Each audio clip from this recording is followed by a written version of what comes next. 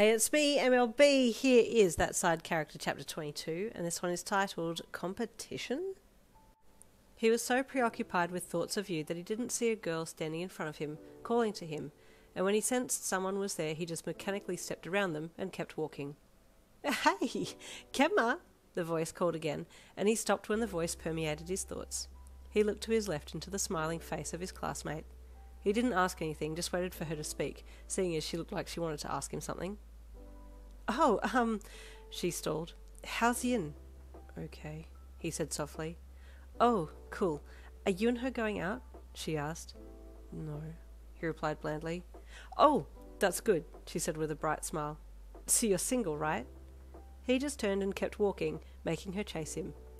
Do you like anyone in the class? She pushed. Kenma had had enough of the conversation, so was disinclined to answer, and promptly ignored her probing questions as she followed him into the classroom. The teacher looked up as he entered and noted that you weren't with him, and he gave her a cold glare as he sat down. The girl was still intent on talking to him, but thought that it was probably best not to talk now that they were in class, so just gazed longingly at him as she sat down in her seat. It was an awkward class. The teacher felt it. Kenma certainly felt it, and he couldn't wait till break to go and see you again to make sure that you were okay. Back in the sick bay, you'd woken to your booted leg falling off the side of the bed, and it had startled you. You'd been having a dream that your foot had gotten caught in a noose and had yanked you to the side of a cliff. Waking with a start, you quickly lifted your leg back on the bed and lay there panting with sudden fear. While you were still trying to come down from your stress-laced dream, Kenma walked in and saw you in a state of low-key panic. What happened? He asked. I almost fell off a cliff, you exclaimed, pointing to your booted leg. This stupid thing nearly dragged me off. He blinked at you, putting it down to a dream, so didn't question you further about it. Thanks for coming to see me, you said with a smile as he sat down on the side of the bed. It's okay, he said, looking softly at you. You just looked at him, and then your eyes fell to his bare hands. Oh, where's your game thingy? You asked, noticing that he didn't have it on him. In my bag, he replied. Why didn't you bring it? You asked. He paused. He didn't really have a good answer to that question. I don't know. Oh, he said softly. Well, hey, is there something you want? What do you mean? He asked. I mean, is there something that you like or that you want? You repeated. I don't want to tell him it's for a gift for him. No, he replied, confused. Oh, he said sadly. Silence fell, and after a few more seconds he stood up. Well, I'll see you after school, okay? Yeah, okay, you said with a smile, watching him leave. I still have to get him a thank you gift, you thought as you stared up at the ceiling once he'd walked out. Walking out of the infirmary, Kenma looked down at his empty hands and stared as he slowly opened and closed them. I don't have my game, he thought as he walked. I always grab for my game. Why is this time I wanted to see Yin more than I wanted to game? That's weird. He continued on down the hall to his locker to get his PSP, just to make sure that he was still into it. As he pulled it out, he looked at the poster that he'd stuck up on the back of his locker.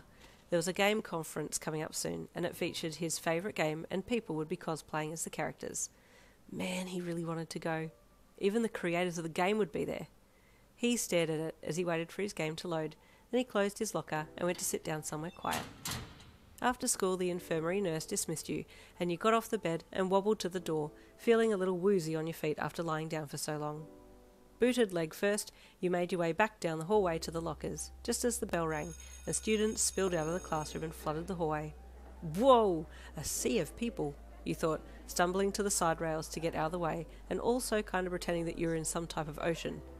Will I make it to my locker? You asked yourself dramatically, clinging to the rail and slowly pulling yourself along. Kenma, will Kenma help me? Where is he?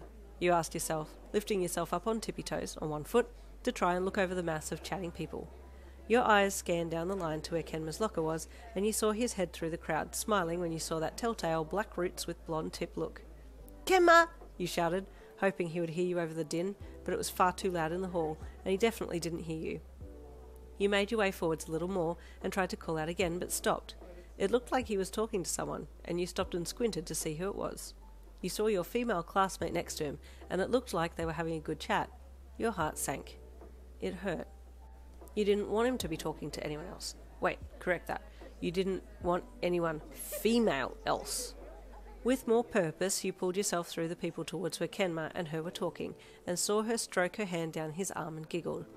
Is he making her laugh? You thought with indignation, your heart starting to hurt in your chest. He doesn't try and make me laugh. Jealousy surged inside you and you pushed your way through to them. Kenma had walked to his locker, intending to get his things before going to yours and packing your bag for you, but before he could leave, that girl from earlier had bailed him up against his locker. Oh, I smell jealousy! Stay tuned for next chapter, chapter 23, coming tomorrow.